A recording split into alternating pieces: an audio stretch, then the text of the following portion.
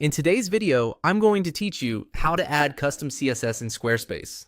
By the end, you'll know exactly where to place your CSS so it applies site-wide, and how to work confidently without breaking your design. Start by opening your Squarespace dashboard for the site you want to edit. From here, click on Website. This takes you into the main area where you manage your design, content, and settings. Think of it as the control room for everything your visitors will see. Next, click on Pages. Even though we're not changing page content right now, this view helps you orient yourself within the site structure.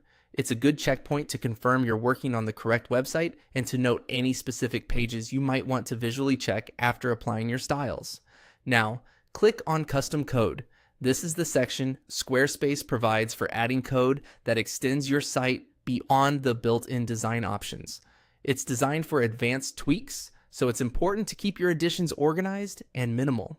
If you ever remove code here, your site simply reverts to the default theme styling, which is reassuring when you're experimenting.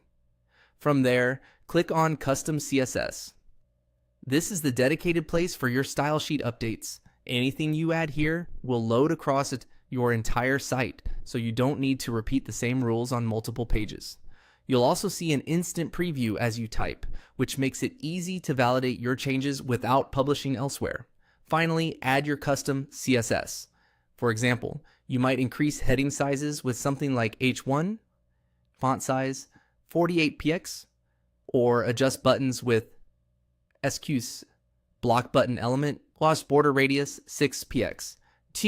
Aim for selectors that are specific enough to target only what you intend, such as a particular section or block. You can add brief comments to keep things tidy, like "Queste hero heading size," above a group of related rules. Make one change at a time, check the live preview, and refine as needed. A few tips as you work here. Keep your CSS compact so it's easier to maintain over time, and test key pages after each change to ensure consistency. Remember that styles affect mobile and tablet layouts, so keep spacing and font sizes flexible. If something doesn't look right, remove or comment out the rule to roll back quickly. It's also a good idea to copy your CSS into a separate document as a personal backup and to track edits. That's it. You clicked into Website, moved through pages to stay oriented, opened custom code, selected custom CSS, and added the styles you need. With this workflow, you can fine-tune your design while keeping everything clean, reversible, and site-wide.